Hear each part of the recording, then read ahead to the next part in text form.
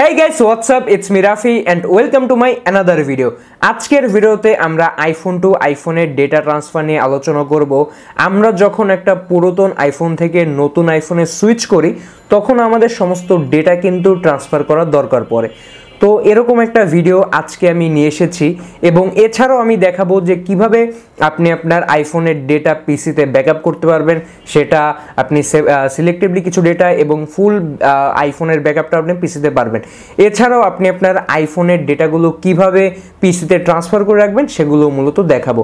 তো হ্যাঁ, কথা না বাড়িয়ে চলুন ভিডিওটি শুরু করি। এবং আজকের এই যে সফটওয়্যারটি হলো ফোন টুল। তো এই যে দেখতে পাচ্ছেন এটা হলো এর অফিসিয়াল সাইট। এখানে দেখতে পাচ্ছেন এর যাবতীয় সমস্ত কিছু ডিটেলস লেখা আছে। আমি বলবো ডাউনলোড করার আগে অবশ্যই এগুলো ভালো করে পড়ে নেবেন। সো যদি আপনার কাছে ওকে মনে হয় তাহলে এই যে হ্যাঁ ডাউনলোড করতে পারেন। তো সফটওয়্যারটিকে আমরা ডাউনলোড করে ফেলেছি, এখন আমরা এখানে ওপেন করব।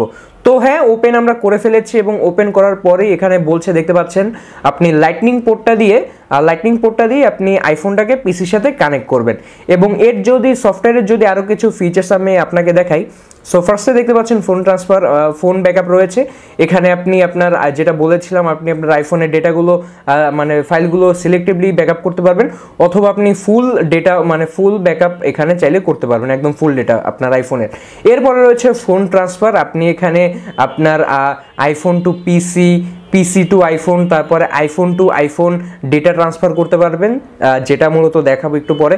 তারপরে হোয়াটসঅ্যাপ ট্রান্সফার রয়েছে, এখানে আপনি হোয়াটসঅ্যাপ ডেটা ব্যাকআপ করতে পারবেন, হোয়াটসঅ্যাপ ডেটা ট্রান্সফার করতে পারবেন। তো হ্যাঁ, এই তো ছিল। তো হ্যাঁ, আমরা তো আইফোনটাকে কানেক্ট করে ফেলেছি এবং এখন আমরা যে ফোন ব্যাকআপে ক্লিক করব। তো হ্যাঁ, এই যে এখানে ক্লিক করলাম এবং এখানে যে দুটো অপশন রয়েছে, একটা হলো সিলেক্টিভ ব্যাকআপ। সো এখানে যদি আমি ক্লিক করি তাহলে আপনার আইফোনের ডেটাগুলো আপনি সিলেক্টিভলি এখানে ব্যাকআপ করতে পারবেন। এই যে দেখতে পাচ্ছেন আপনি এই যে এগুলো যদি আমি সিলেক্ট করে দেন এবং এখানে যদি আমি ক্লিক করি, সো হ্যাঁ এই যে দেখতে পাচ্ছেন এটা একদম সিলেক্টিভলি করবে। তো মানে একদম সিলেক্টিভলি হবে। আপনি যদি কন্ট্যাক্ট চান কন্ট্যাক্ট, আপনি যদি ফটোস চান ফটোসগুলি হবে। সো তারপরে যদি একদম ফুল ব্যাকআপে যদি আপনি এই যে এখানে এই অপশনটাতে চলে যান, এখানে একদম আপনার আইফোনে ফুল ডেটা ব্যাকআপ করে দিবে। সো হ্যাঁ, এই যে যদি আপনি এখানে দেন এবং এখানে যদি আমি ক্লিক করেন আপনার আইফোনের সমস্ত ডেটা পিসিতে ব্যাকআপ হয়ে যাবে। তো এর পরের অপশনে যদি আমরা যাই যেটা হলো ফোন ট্রান্সফার। সো এখানে যদি আমরা আইফোন টু পিসি যদি দেই, সো ধরুন আমি এই আইফোনটাকে এখানে কানেক্ট করেছি। কানেক্টের পর আমি এখানে ক্লিক করবো, যে সেম ওইভাবে কানেক্ট করতে হবে। তো হ্যাঁ, এই যে এখানে ক্লিক করবেন, এই যে এখানে। তারপর দেখতে পাবেন আপনার যে এই আইফোনের যত সমস্ত ডেটা আছে, যত সমস্ত ফাইল আছে, আমার মূলত ম্যাক্সিমাম এই আইফোনে ফটোস এবং ভিডিওসই বেশি। সো দেখতে পাচ্ছেন ফটোসগুলো সমস্ত আমার সামনে এসে পড়েছে। আমার নিজেরও দেখতে ভালো লাগছে যে আমার এতগুলো ফটোস এখানে চলে এসেছে। তো হ্যাঁ, আমি এই যে 1 বাই 1 করে নিচে গেলাম এবং অনেকগুলো আমার ফটো ভিডিওস ইত্যাদি পেয়েছি। লাইক এভরিথিং ডেটা আপনি এখানে চলে আসবে। তো যদি আমি আপনাদের দেখানোর জন্য জাস্ট এক্সাম্পলের থ্রুতে কিছু ডেটা দেখাই, মানে ব্যাকআপ করে দেখাই, সো মানে ট্রান্সফার করে দেখাই। সো হ্যাঁ, এই যে আমি এটাকে সিলেক্ট করলাম, এই যে এই ফটোগুলোকে। সো হ্যাঁ, এই যে আমি এখানে ক্লিক করলাম, এই যে এখানে ক্লিক করব, তারপরে এই যে এখানে দেন এই যে দেখতে পারেন মাত্র কয়েক মিনিটের মধ্যে এটা ট্রান্সফার হয়ে যাবে। এটা কোনো বিষয় না, এটা ফাইলের অনুযায়ী। তো এই যে এখানে এসে পড়েছে। হ্যাঁ, এই যে দেখতে পাচ্ছেন এটা একদম অরিজিনাল কোয়ালিটিতেই একদম ট্রান্সফার হয়ে গিয়েছে এবং এর যে কোয়ালিটি আমার কাছে খুবই ভালো লেগেছে। মানে একদম কোনো রকমের কোনো প্রবলেম করেনি, খুবই ভালো কোয়ালিটি এটা রেখেছে।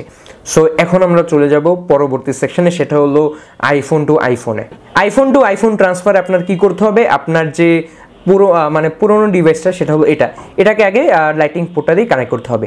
দেন আপনার যে নিউ ডিভাইসটা আছে সেটাকে আপনার সেম লাইটনিং পোর্ট দিয়ে কানেক্ট করতে হবে। এই যে দেখতে পাচ্ছেন দুটি ডিভাইস এখন কানেক্টেড আছে। সো এখন যদি আমি এই যে এখানে স্টার্ট ট্রান্সফারে ক্লিক করি তাহলে সমস্ত ডেটাগুলো ট্রান্সফার হয়ে যাবে।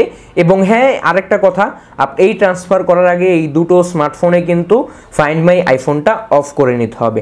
তো হ্যাঁ, এটা জাস্ট আমি দেখে দিলাম, বাট এটা আমি করতে পারছি না because I am using this smart iPhone 14 Pro as my personal device. I have all my data, that's the reason I can't do it. But the process was very easy. You will just click there and the all data will transfer to your from your old phone to your new phone. So it is very easy, you can try it, and this software is highly recommended for iPhone users. You can use this, it is very highly recommended awesome software. আর হ্যাঁ, এটা একটা paid software. এই যে দেখতে পাচ্ছেন এটা হলো yearly এবং লাইফ টাইমের জন্য এই সাবস্ক্রিপশনগুলো আপনাকে পে করতে হবে।